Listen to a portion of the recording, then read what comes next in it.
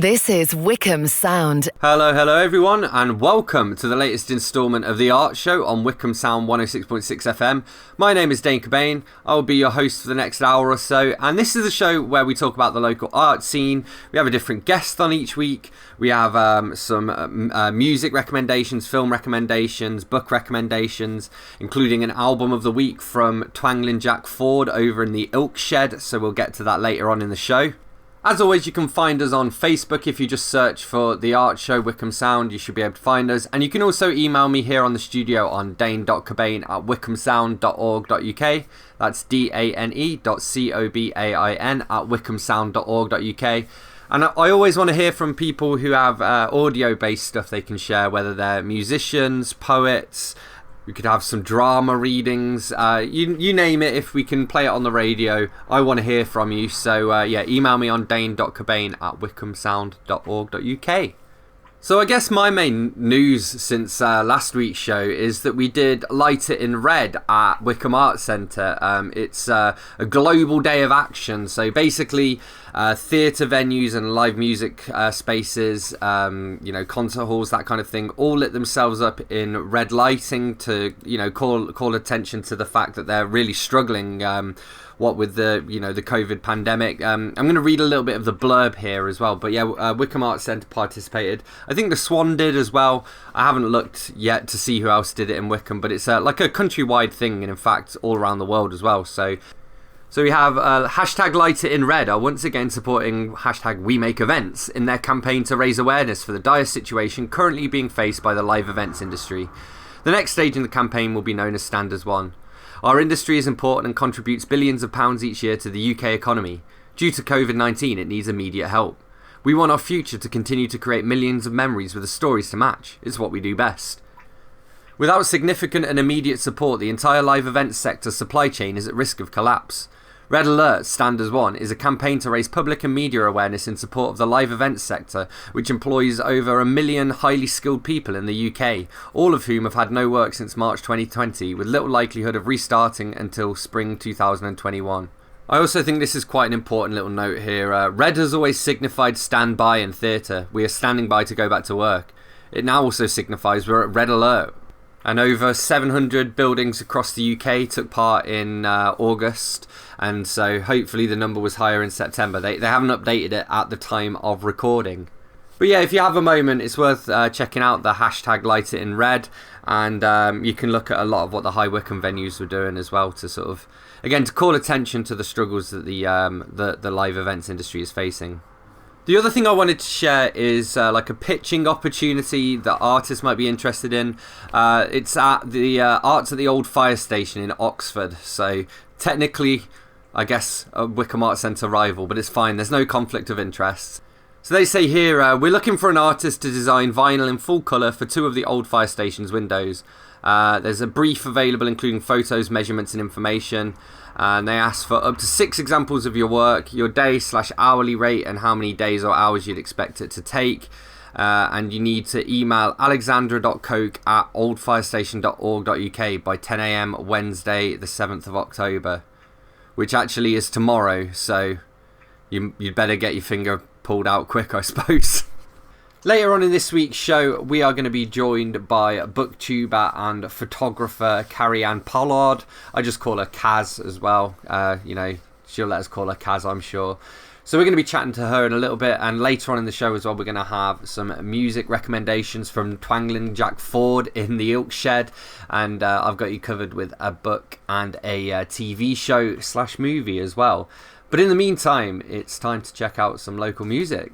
Alright, so we're going to have a little bit of music now, and this is actually a song that I wrote, that me and my band, the Ilk, play. We've had our latest, master back of it from our sound guy, Steve Smith, so I thought I would share it here with you guys. So this is Lean Down on Me.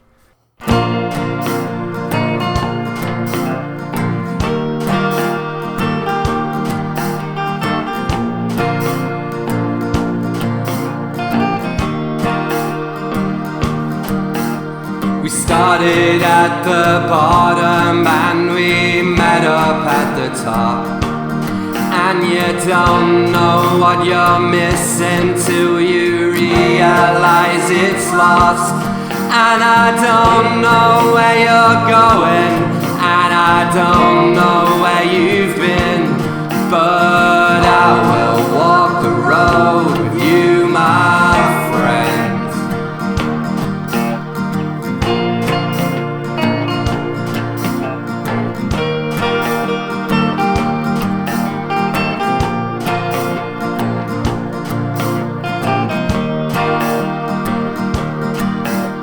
I met her at the crossroads, but I took a funny turn.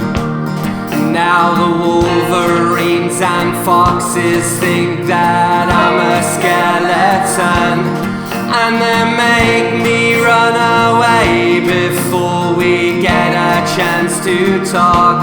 But my friend, this is the road we have to walk.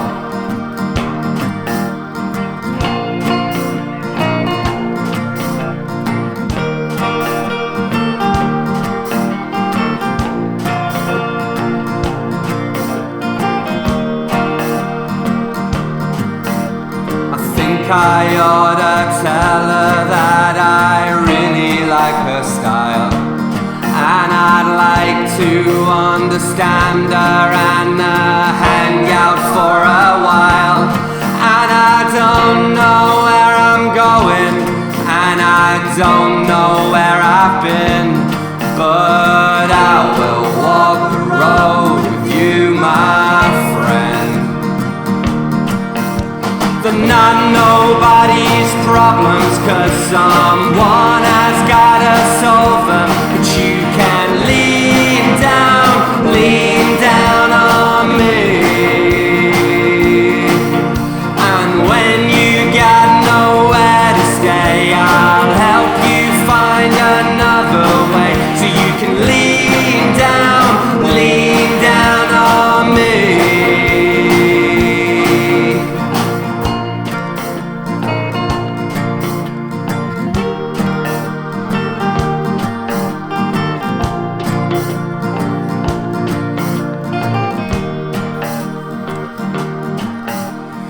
Started at the bottom and we met up at the top. And you don't know what you're missing till you realize it's lost. And I don't know where you're going, and I don't know where you've been, but I will walk the road with you, my friend. They're not nobody's problems, 'cause someone has gotta solve them. But you can lean down on me. And when you've got nowhere to stay, I'll help you find another way. So you can lean down on me. She couldn't stand it when he didn't understand her, and I said lean down on me. He ought to get arrested, 'cause he knows I'm interested. You can lean down on me.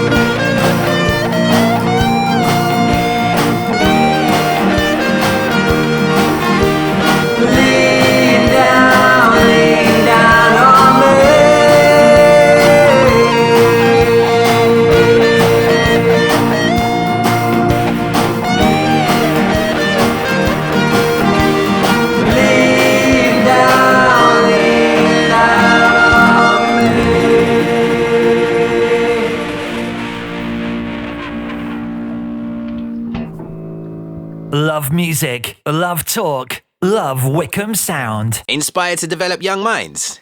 You could teach or instruct with Buckinghamshire College Group. We're recruiting for English, maths, construction and motor vehicle teachers, as well as construction instructors. You don't necessarily need a teaching qualification, as all required training will be provided, based at our Aylesbury, Wycombe and Amersham campuses. If you're looking for a career that will challenge and develop you with excellent benefits including pension and generous holidays and free parking, search Bucks College Group. For the latest news, reviews and sport, get your copy of the Bucks Free Press this Friday. Bucks Free Press, proudly reporting High Wycombe for 160 years. Hello, this is Chaz Large. Join me for a new jazz show here on Wycombe Sound.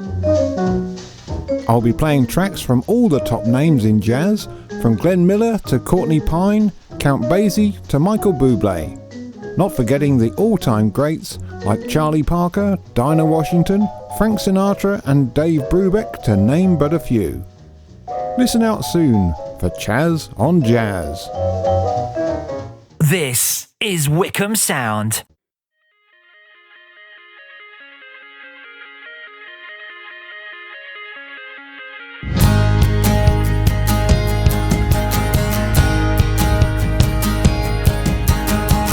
Hello, old friend, so good to hear you again. Forgot about you, so caught up chasing the blues. I know, old friend, you feel your world means to an end, that I forgot you with these for kings and vinyl memories. But now it's time to make your mark, be a guiding light in someone's dark. And now it's time to touch them with your spark. And oh, they're singing and they're dancing, they're calling out your name, so play it again. And oh, they're singing and they're dancing, they're calling out your name, so play it again. Don't get me wrong, I always knew you were strong. I passed you by, you never wanted to fly. Was I wrong, and was it you all along? I couldn't resist chasing ghosts in the mist. Now it's time to make your mark, be a guiding light in someone's dark. And now it's time to touch them with your spark. And oh, they're singing and they're dancing, they're calling out your name, so play it again. No, they're singing and they're dancing, they're calling out your name, so play it again. Be the one to move them, take memories, improve them, become the soundtrack of their lives. Be the one to lift their hearts when their world is torn apart. Now it's time to touch them with your spark. No, they're singing and they're dancing, they're calling out your name, so play it again. No, they're singing and they're dancing, they're calling out your name, so play it again. They're calling out your name, so play it again.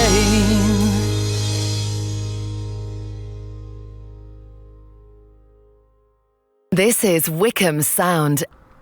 That was Play It Again by Colin and Chris Upfield, and before that we had Lean Down on Me by The Ilk.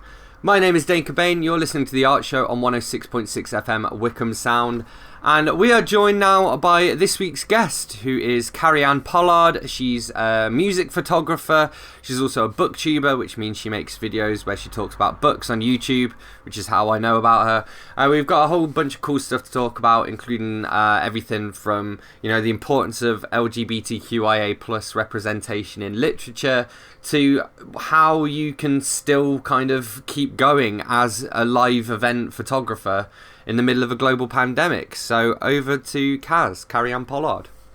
Cool. So, well, the first question is, what was the last book that you read, and what did you think of it? Oh my days, the last one. Well, I'm currently in the middle of the Trials of Apollo, the Burning Maze. Mm-hmm. Taking me quite a while, but I am enjoying it. Before that, what did I finish? I literally can't remember. Let me look. Let me actually look. Oh yeah, The Electric Air. Oh, that's why I can't remember it, because I didn't really like it. Fair enough. So yeah, The Electric Air by Victoria Lee is the sequel to The Fever King, and I really like The Fever King. I thought I was going to like The Electric Air, and unfortunately did not so much. So yeah, obviously my brain's decided to forget that existed. It's probably for the best, yeah. Yeah. Well, especially, I mean, how do you kind of handle that when you... Because it happens fairly often, like when you start reading a series and it's a really good first book, and then, you know, when you read the second one and it's a bit of a disappointment. How do you decide whether to go ahead and give the third one a go? Well, luckily for this one, it is a duology, so there is no third one, which is a good thing and a bad thing, because I don't know if I would want to carry it on, but it also means that the whole story's there and done, and it just did not end how I wanted it to end or go anywhere I wanted it to go. But I think I'm getting better recently about stopping series that I've started. Recently I did an on-haul. Don't do that very often, but I think I took 3 series off my list of books that I've read the first couple of, and just decided to just not carry on. But then before that, I was kind of that person to just push through. Yeah. I remember the Ugly series by Scott Westerfeld. Didn't particularly like it. But then I read the next one, and the next one, and the next one, and then thought, oh, don't know why I read all them. Yeah. So I think I'm getting better at it, definitely. I read the first one in that series and then didn't continue. But I did read, he wrote a book, I think it was called Zeros. Yeah. And that was with like, because I think... Didn't he do the Ugly series with like a few co-writers as well, and it was like a different set of co-writers or something? I'm really not sure. I read it quite recently as well, and the second book was good. Well, the second book was better than the first, yeah. And then the third book was like exactly the same as the second book for about 80% of it, and I was like, what is the point of this book? Well, there we go. So maybe I'll read the second one and then call it quits. Yeah. Cool. So, and how long have you been a reader, and what are some of like the sort of milestone books that have kind of stood out to you throughout your reading journey? Well, I think I'm one of those people, it happens a lot, that when I was younger I read, and then there was a massive period of time when I didn't for whatever reason, and then I picked it up again maybe like 5 years ago, and then just got back into reading a lot. So as a kid growing up, I pretty much exclusively read either Jacqueline Wilson or Darren Shan, which is quite funny because they're completely opposite books. Yeah. But I pretty much just read that, nothing else. I didn't know how to find new authors, especially back in the day. Yeah. It's kind of hard to realise what to read. And then, yeah, stopped for a really long time and then got back into it. And BookTube definitely helps at the beginning to kind of figure out how to find authors. And then after maybe the first year of watching it, I kind of moved away from that and just didn't pick up what other people were telling me, but it just showed me how to find new authors, and now I read a lot of stuff that people don't read or don't talk about. But in terms of books or series that are impactful or important to me, obviously Darren Shan, I have to say, especially the saga of Darren Shan. That was like my childhood growing up. One of my questions was going to be to tell us a bit about Darren Shan and why he means so much to you. Basically, I only read Jacqueline Wilson for a long time, which if people don't know, if you're not English, maybe you won't know, but Jacqueline Wilson is an author that writes kids' books that are kind of more towards young girls, and it's kind of ironic because most of her book talks about like bad parenting or kids having trauma and stuff, and I always say that that's the reason why I like dark stuff now. Yeah. But one year my sister got me the first couple of volumes, I think, of the Saga of Darren Shan, which is about a vampire boy, well, half vampire, and I just absolutely lapped it up and carried on getting them all. And it's just a massive part of my childhood, I think, and so important to me because I didn't really read anything else. I didn't have other books. I've never read Harry Potter. That was never a thing for me. I never read... What other books are big then? I read His Dark Materials. Yeah, I was about to say that. I never read that. All these books, Goosebumps. my sister did, but for some reason I never did. Yeah. Speaking of your sister, do you want to tell us a little bit about your sister and about some of her books? Yeah. So my sister is a self-published author. And first of all, obviously you'll probably know this a little bit, Dane, is self-published gets a bad rep. And it's really annoying when people specifically won't read something because it's self-published because they think it's going to be bad. Yeah. But I've read so many great self-published books that people need to accept that sometimes not everyone's going to get a massive thousands of pounds deal, and it doesn't mean that their work isn't great. Yeah, for so, sure. Moving on from that, yes, my sister, Kay MacLeod, MacLeod spelled Macleod, is an author, and she's written 5 books ish. Wait, let me look. So there's one series is called The Constellation Saga. There's 2 books out. The 3rd one is currently being written. That is a fantasy about people with powers, and it's just really cool and sarcastic characters and this sort of gang of people. And then her other series, her next book's coming out soon actually, on the 11th of October, and that is in the Mayon series, and it's kind of like Pokemon, but if it happened in real life, and it's just super cool. And maybe I'm a little bit biased because she's my sister, but she's actually amazing. And then she has like a little novella and then another little short story out. So yeah, well, check her work out. I think with the self-published thing as well, like there are sort of 2 different schools of self-published author. Like there are the people who literally will just finish a first draft and then just print it and sort of call it a day or whatever. But I mean, you know, they say you shouldn't judge a book by its cover, but I think with self-published books you generally can, because if the cover's good, then they've probably also made sure that they've worked with a good editor and that the layout inside's good and stuff. They've actually put the money into getting a good cover and stuff like that. Yeah, and you can tell with Kay's books, like they always look awesome just on the covers, so a good sign of quality, I reckon. Yeah, she definitely, there's a lot of back and forth to make sure the covers are always as good as they can be. Yeah. And obviously, like you say, editing and making sure it's the best it can be. And then you see some people that can just pop out a book every 3 months and you think, they're probably not going to be quality. Yeah. Does she ever ask you to kind of share your opinion on the covers? Because you're like quite a visual person yourself, you know? Here's the thing. Every single time she writes a chapter, she instantly emails it to me and I read it and give my opinions on it. And then with the cover as well, she always sends me the picture and is like, oh, what do you think of this? Yeah. Do you think it looks right or wrong? For example, on one of them, there was a certain arm position because it had been changed so it could hold a sword. Yeah. And I was on the clock. I was like, no, that's the wrong sort of position. That is not how bodies work. So, yeah, definitely. Cool. Whether she likes it or not, I will tell her when something's wrong. Yeah, but that makes it a better book at the end, you know? Exactly. So, because talking about BookTube earlier, I wondered, like, because you're a photographer as well, do you think, like, that kind of, you know, the visual approach to photography or whatever, does that carry over to filming videos and stuff? I think it does in certain ways. For example, obviously when I started, I had pretty good equipment because I already had it anyway to take pictures with. And I think I know more about the sort of technical side of it first before getting into it, and sound and, well, all that. So, yes, I think it definitely helps being a visual person already. Because it's like, I suppose as well with BookTube, it is one of those things where you can just literally just film a video on your iPhone and upload it as well. But, you know, it's also like a rabbit hole. You can keep going deeper and deeper. You know, you can get a green screen and do all that kind of stuff. So it's really up to, like, you as a creator, I suppose, on what you feel comfortable with. Exactly. Like, I would never tell somebody, oh no, you need to go out and get this hundreds of pounds camera and this hundreds of pounds of lights.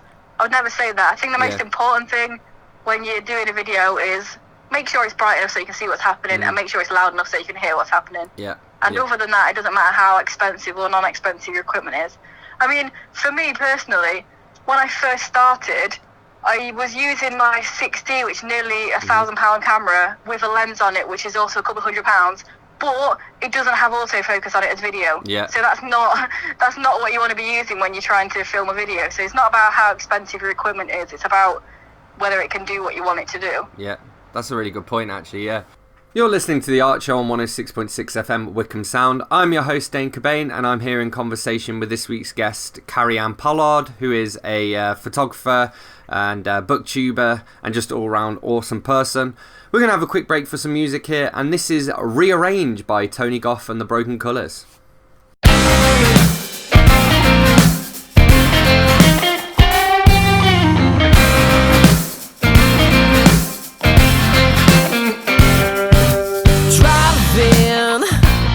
Down the same roads every day, seeing the same old faces and the same old names. I'm climbing to find me a real safe space.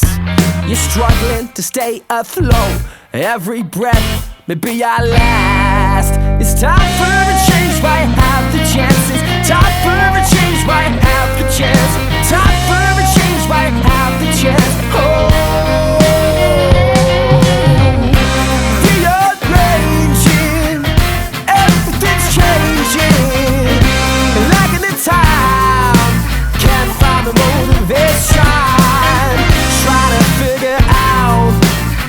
just who I am, 'cause I can't remember that shell of a man.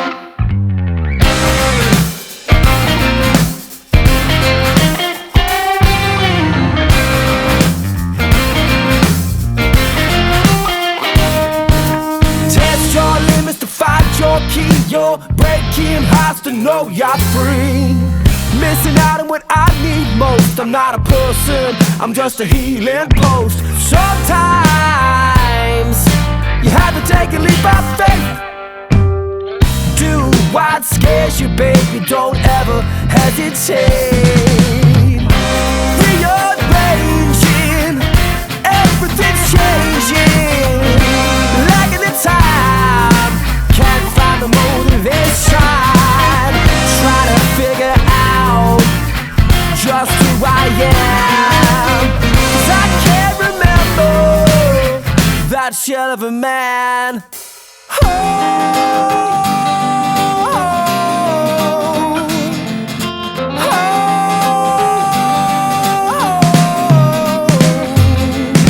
Change your life while you have the chance. You better change your life while you have the chance.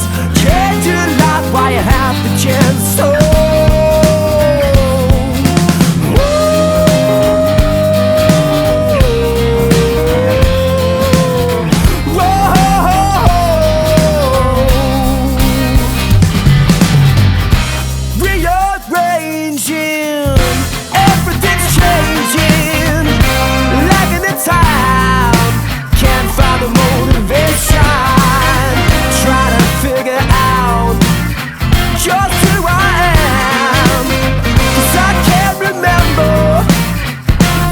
Of a man. This is Wycombe Sound. That was Rearranged by Tony Goff and the Broken Colours. You're listening to The Art Show on 106.6 FM at Wycombe Sound. I'm your host, Dane Cobain, and we're here in conversation with this week's guest, who is Carrie-Anne Pollard, who is a music photographer and booktuber. And so speaking about your photography, you pretty much specialise in like live music photography. What are some of the coolest acts that you've seen, and like have you had any close access to bands and stuff that you're really into? Yeah, it's really hard. I always find it hard answering this question because it depends on what the person that I'm talking to, what music they're into. Yeah. Because I can say a certain band and they'll be like, who is that? Or I can say somebody and they'll be like, oh, that's amazing. So, yeah, it's kind of hard. Who are some of your personal favourites? Well, I think one of my favourites sort of things, rather than a specific band, is the fact that I got to photograph Leeds Festival. Cool. 3 or 4 times, I think. Yeah. And I think I like that so much because most of the time when it's just sort of a at Rock City, which is Nottingham's most local venue. I'm just like rock music, metal, that sort of thing. But at Leeds Festival, I photograph the rock and the metal, but I also go over and photograph the grime artists, and I go over and photograph the comedians. So it's a lot more diverse, and I get to see and listen to like different sort of music and comedians, which I don't normally get to experience when I'm doing it just as sort of the local venue. And I suppose as well as like, with it being something that you love, normally if you go to a gig, it's like an evening for 3 or 4 hours or something, whereas if you're at a festival, you know, you can pretty much indulge yourself and spend, you know, 12, 14 hours behind the camera. Oh, yeah, I'm so bad at it, you know. Some people, I see other photographers walking around, they'll be sitting in the backstage bit and chilling, and I'm just like, I love taking photos so much that I will try and fit in as many bands as possible, and I definitely overexert myself, and then I get home and think, why did I do that? Look at all these photos after I edit. But yeah, I'm definitely the sort of person that's like, make a sandwich before I go, put it in my bag, and just don't stop the whole time I'm there, because I just love it so much. Cool. And so what have you been doing sort of recently? Have you been taking much photography since like COVID and stuff? Because obviously live music is in trouble. Yeah, it's been a weird one. I've definitely missed it. I only did one gig this year in January, and then it all kicked off, and then nothing since. But recently, a few days ago actually, I photographed one of my friends who does cosplay, so that's something a bit different. I've done that a few times for them. So yeah, I've just been in the process of editing that, and it's nice to get back behind the camera properly. Yeah. Because kind of recently I've been sort of out and about in the town I live taking sort of landscape shots, but it's just not the same as doing it with a person. Yeah, for sure. Cool. So a couple of things I wanted to think about, and actually let's go back to when you were talking about self-publishing, because I think one of the things that self-publishing does is it provides more of an avenue for you know, more diverse voices, because you know, if you're looking at just what gets put out by Random House or whatever, you're not going to be able to find as many different sort of niches and as different like life stories. So how important do you think it is for books to sort of tell these stories and to reflect cultures and stuff? I think it's definitely important, and it's definitely something that you see a lot more recently, of different people, different types of people, different races, religion, sexualities, etc., disabilities. It's definitely important, but I feel like, so the door's been open slightly. We've got a foot in. Like I say, different people of different colour and different religion and different sexualities. I feel like their stories are being told a little bit more, and it's definitely a good thing. But I would love it if publishing was just, the door was kicked open fully, and you started seeing just the normal things you see around. I mean, how many books can you name that has got somebody that has asthma or wears glasses, or just normal things that you see in every day, or people that are plus size, just anything like that? I feel like these specific niches of diversity is definitely a good thing, that they're all being picked up and people are talking about it and people are reading about it, and it's great. But I would love just everything in life to be normalised now, instead of, oh, this is a book about a black person, so we have to do it this sort of way. Or this is a book about a disability, but we can only talk about these 3 different disabilities that we always talk about. We'll never talk about chronic illness, or we'll never talk about, you know, anybody that's got certain disabilities that are not as popular. A horrible way of saying it, but it seems like it's always the same sort of things talked about. I would love it if just the door was kicked open and more stories could be told about different things. Like mental health, it's always the same sort of mental health issues that are talked about, but there are so many things beyond that. And I would just love to see even more things being talked about. It's interesting as well, I think, because, you know, it is quite difficult to do, because there's obviously a lot of a focus on like the idea of own voices, which in itself then kind of limits the amount of discussion you can maybe have about something if it's a, you know, a rarer condition or something like that. But also I think, you know, there's a lot of pressure on authors when they do write about something like that to get it right now. Like, you know, in 2020 or whatever, we can't just have caricatures of certain illnesses or whatever. Like if somebody writes about somebody with bipolar, you know, that's fine as long as they do their research and maybe, you know, run it past some people with bipolar and get their take and stuff. But so I wonder whether there's like a certain element of people being a little bit scared to write about some of these subjects, because you don't want that backlash, you know. So you've got it's important to write about, but I think it's got to be done properly. Yeah, that's one thing that I hate about the bookish community, how quickly people jump on things even if they haven't actually experienced it or read into it themselves. Yeah. Like, for example, there was a book recently published from a person of colour, Muslim, LGBT person, and people were panning it and saying don't read it because it's not Muslim enough. And I'm like, how can you tell a Muslim person that their book that they've written is not Muslim enough just because it's not your experiences? It doesn't mean it's not theirs. Yeah. And that is something I really hate in the community. That people will see something, if it's not exactly how they perceive it or exactly how they experience it, they say it's wrong. Yeah. The same happened with Alice Oseman's book, Loveless, about being Arrow Ace. She is Arrow Ace. She's talking about her experience, but people were kicking off saying, oh, well, this is not my experience of it, so this is wrong. Yeah. And I think authors are probably a little bit scared to try and write something that's pushing the boat out or talking about certain things, because they know that even if 10 people will say, this is exactly my experience, there'll be that one person that's extra vocal saying, this isn't my experience, so it's wrong. And I really dislike that in the bookish community. And also I think that it's not just that as well, because then you have on the other side, like, all of the idiots, basically, who are just, you know, trashing it because it's about a gay Muslim or something, and they're saying, well, you know, all the kind of hatred that people come out with. So you've kind of got the crazies on one side, and then the people who really should be like agreeing with you but are just arguing with you because it's not their specific exactly lived experience. You get it from both ends, don't you? So it's kind of hard to be in the middle, and I could definitely understand how people would not want to write about certain things because of being scared of the backlash, which I think is really horrible. No, that's not good. So one thing I want to make sure we talk about before we finish, how many cats do you have, and can you tell us their names?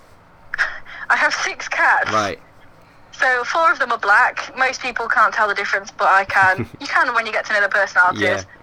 But there's the 3 youngest, who are Monty, Finky, and Ruger. They've all got completely different personalities, and that's why I love it, because people say that cats, like, oh, they hate you, oh, cats don't care. I'm like, no, they're all completely different, and they're all proper fussy, and they want all the attention. They do care. And then the other black one is called Beast, and his mum is another cat that I own called Mia, and she's tiny. And then the last one, I don't even know how old she is, because I was quite young when we got her. I think she might be 16, maybe 17, and that's Izzy. Cool. Awesome. So just a couple more questions to finish on. Do you ever write yourself? Here's the thing. I have so many ideas in my head. I've actually, a couple of years ago, I even started trying to write them down. Yeah. But because I'm a photographer, I always picture it like a movie, and I don't know how to put words into a context of a book. It's really weird. Like, in my head, I can play out whole scenes, and I could never write it down because I don't know how to show facial expressions and the way people are saying stuff in written words. So it's something I would love to do, but I don't think I've got the right sort of mentality to be able to do it. You should do screenplays. I know, I thought about that, but yeah, it's a weird one. Yeah, cool. And what have you got planned next? What have you got planned for the rest of this year and sort of 2021? Well, that's hard to say, isn't it? Because what can you plan at the moment? Can't even plan next week. No, exactly. I would love it because I've been seeing bands and stuff announcing tours in 2021, so I really hope that is a thing that happens, because it's hard. It's horrible having to stay away from live music, because I love it so much. It's such a massive part of my life. Yeah. So I'd love it if that happens next year, and that's a thing that we can all enjoy. But this year, I think this year is just cancelled, isn't it? Yeah, pretty much, yeah. Cool. And where can people find out more about you? I guess specifically your YouTube and your Instagram would be good to plug. Right, so my YouTube is youtube.com/catsandcamera. My Twitter is also @catsandcamera. And then my Instagram is catsandcamerabooks. And if you do like the sound of my photography, I do have a website, www.carrie-annepollard.com. And I have an Instagram for photos, which is Carrie-Anne_photo. Thank you so much, Carrie-Anne Pollard, full name there for you, for joining us. You're listening to The Art Show on 106.6 FM at Wycombe Sound. I'm your host, Dane Cobain, and this is Fading by Humans Can't Reboot.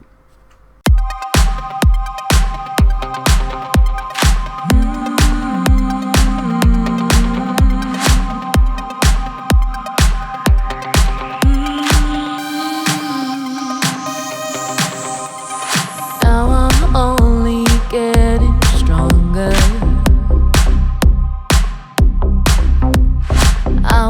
stay here any longer. There's nothing left here to say. You broke every chance I gave. There's no turning back tonight. There's no taking back the light. I can't take this anymore. No more waiting. What were we ever fighting for? Now we're fading.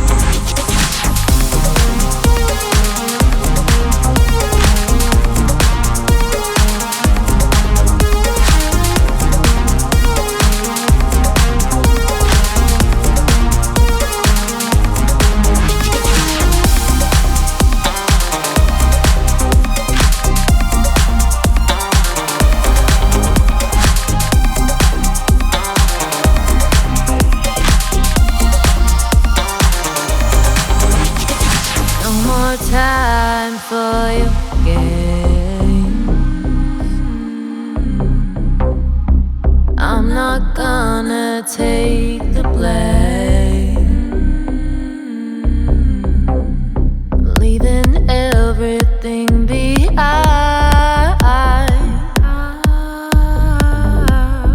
I'm not coming back this time. I can't take this anymore. No more waiting. What were we ever fighting for? Now we're faded.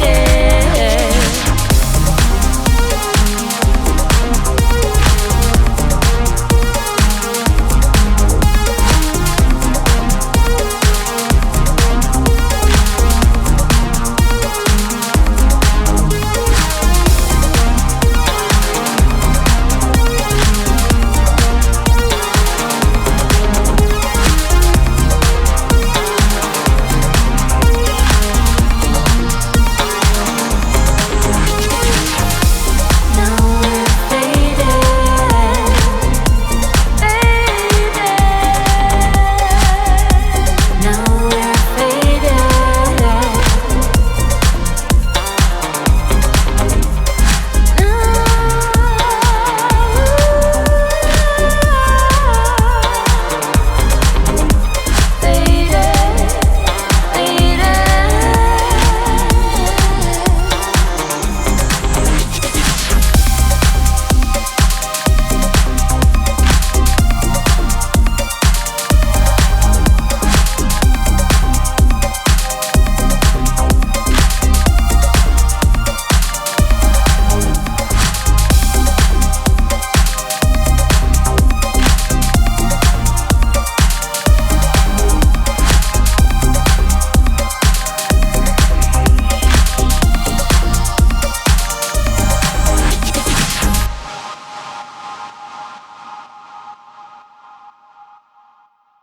Love music. Love talk. Love Wycombe Sound. Being a foster carer isn't just about providing vulnerable children a safe home. It's about loving, listening and guiding. It's about changing their lives. If there's space in your home and you have the time and patience, then Nexus Fostering wants to hear from you. We're your local fostering agency, rated outstanding by Ofsted, and we're here to support you in supporting them with full training and a competitive allowance. For a career that really makes a difference, visit nexusfostering.co.uk or call 0800 389 0143. From the 1st of April, your new Buckinghamshire Council will replace the existing county and district councils and continue to deliver all the services you are used to. Visit buckinghamshire.gov.uk. Sunday evenings on Wycombe Sound. If your idea of a fun festival experience is a mashup of metal, grime, blues, folk, pop, with a smattering of electro, hip-hop, Indian grunge, and not forgetting punk, then join me, Paul, for the Alternative Wixtape at 11 p.m. on Wycombe Sound 106.6 FM every Sunday. I can even guarantee that the weather will be fine. This is Wycombe Sound.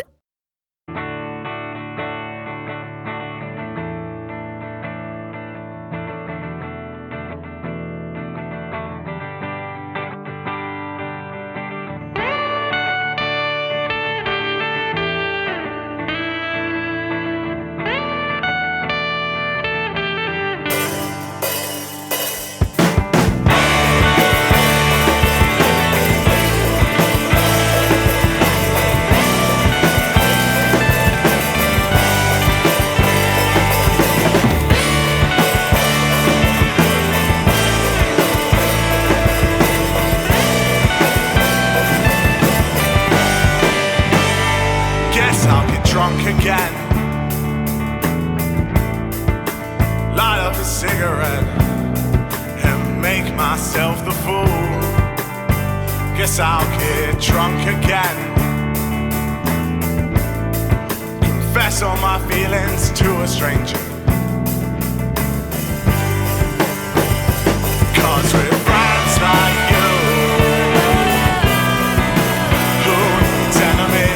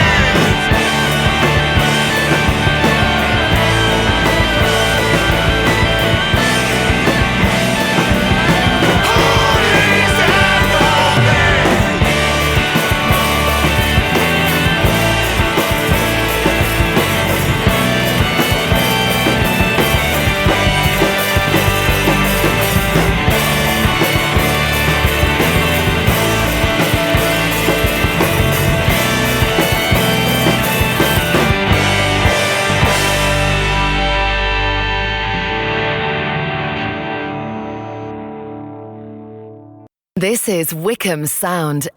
That was Friends Like You by the Phenomenauts, and before that we had Fading by Humans Can't Reboot. You're listening to The Art Show on 106.6 FM at Wycombe Sound. I'm your host, Dane Cobain, and we've reached that part of the show where we share a few recommendations to keep you guys going. So I guess we will start with the film/TV show recommendation, and it's The Chase, guys. The Chase is incredible. I mean, this is obviously not news to anybody, but I have like a pretty big obsession with TV quiz shows. I just like general knowledge, I guess. I like learning stuff, and you can learn stuff just from the questions on quiz shows, you know. But The Chase is generally pretty entertaining as well. But the specific reason that I'm recommending it now is because there's a YouTube channel for The Chase, and because they've finally been able to start releasing new episodes, they've been putting like little, I guess, like highlight videos up. It doesn't really matter because I don't watch actual TV. I'm of that generation, I suppose. I'm only 31, but TV is sort of dead, really, I guess, to me. So, you know, radio killed the TV star. And so I don't watch TV. I mean, I don't have a TV that would be capable of playing BBC One. I'd have to get a bunch of gear to plug into it and stuff. But I do have a TV that's capable of playing YouTube. And if the BBC are happy to keep uploading highlights of The Chase to YouTube, I will quite happily keep on watching them. So then we have this week's album, and I'm going to throw that over to Twangling Jack Ford over in the Ilk Shed. I had never heard of Chadwick Boseman when he died, but I noticed he was the star of one of the films on my Netflix watch list, a James Brown biopic. Every now and then a list, and I do love lists, a list will tell me one of the all-time great live albums is James Brown's 1962 Live at the Apollo. This would come with a warning that anyone who is a fan of his groundbreaking funk will be disappointed. I cannot remember ever having wanted to get funky. Even dad dancing is out of my league, and I struggled to master the pogo. I have never felt the need either to get down or get on up, and were I a sex machine it would be a strange device from Wish.com, one with an expected lifespan of approximately nothing. For me, the high point of his musical career was It's a Man's World, and who would not love that song? The idea of a full album of songs sung by a great singer with real horns was much more appealing than the endlessly slappy bass and trebly dig-a-dig-dig-dig guitar. The album had all you would expect from an early 60s soul review, Sam Cooke-type melodies with gospel harmonies, swirling organ and big horn riffs. Loads of energy, especially in the between-song instrumentals. The surprise, though, was the recording quality, better even than British records of the time recorded in studios. The clarity is such that you can hear everything that is happening, and there is a lot happening, especially the punchy bass guitar. The crowd is enthusiastic but never drowns out the music. If British music set the world alight in 1963, this was one of the sparks, or even the famous flames that ignited it. Thank you, Twangling Jack. So that just leaves this week's book. So I guess I'm going to go with High Rise by J.G. Ballard. I'm actually currently reading The Four-Dimensional Nightmare, and that's a collection of some of his different short stories. But High Rise, it's basically his take on like classism, really. So the idea is a bunch of people all living in this high-rise apartment building, and it's kind of self-sufficient to the point at which they basically cut themselves out, like, off from the rest of society. But then people have like different positions within the hierarchy, and so generally the higher up in the building you are, the more highly regarded you are in society. I think it was the top floor is actually owned by the architect himself. But then some mad stuff starts to happen, and I don't know, it's kind of dystopian. I wouldn't say it's post-apocalyptic because it isn't. It's just dystopian. But is it dystopian, or is it just a harsh criticism of our society? I mean, I think Ballard wrote it in the 60s, I want to say. And, if anything, high-rise apartments have just become even more of a way of life since then. I mean, people are increasingly moving to urban areas, and it's a scary thought. I wouldn't want to live in the reality shown in that. Anyway, we're pretty much the end of the show, so as always, thanks a lot for listening. My name is Dane Cobain. You've been listening to The Art Show on Wycombe Sound. We're on every 7 p.m. on Tuesdays. You can also find us online. We have a Facebook page if you just search for The Art Show Wycombe Sound. You can find us on things like Spotify and iTunes, on Catch Up as well. You can also email me here at the studio, so just drop me a line on dane.cobain@wycomesound.org.uk. That's dane.cobain@wycomesound.org.uk. And as I said earlier on in the show, I'm particularly keen to hear from musicians, poets, that sort of thing. If you've got something that we can share, let me know. In the meantime, I'm going to leave you with a track by somebody who did just that. They just reached out to me. Well, I know them as well, which helps. But this is Meaning of Art by Vergault. I will see you next week. Soft light, white walls, quick shallow word on depth and composition. The wall paint smell of an art exhibition.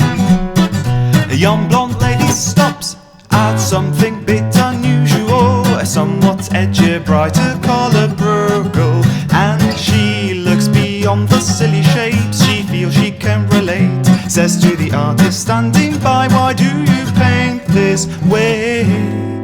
These shapes are meant to hide what I don't want you to see. Art masks my mediocrity.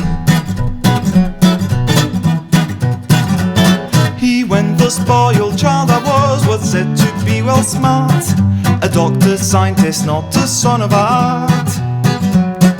But when I went to school I first got looked upon by girls, and I found out the beta male I was. I'm lucky I picked up a brush before a needle or a joint, 'cause I could paint my blues away, and that's the point.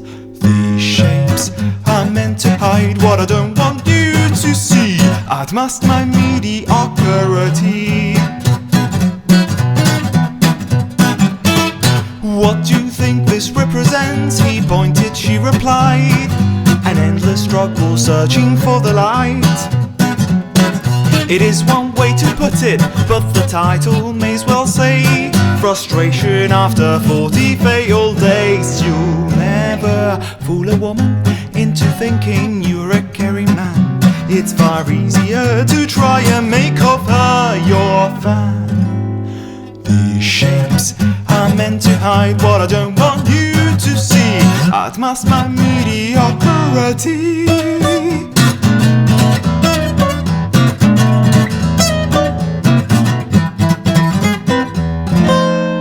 If your art has no other reason, can you just do other stuff? I could, but frankly I can get enough. The brush, my needle and my joint, and in the time I could have become a doc or prof, I just got hooked. I'd die for a fry up for two and a shopping afternoon, a job of social use, but most of all I'd die for you. But I've replaced desire with yellow, love with red and peaceful blue. How can I quit the frame of mind that gets me through? And that she had to go and didn't say goodbye. Oh well, there goes another one, he sighed. This is Wycombe Sound.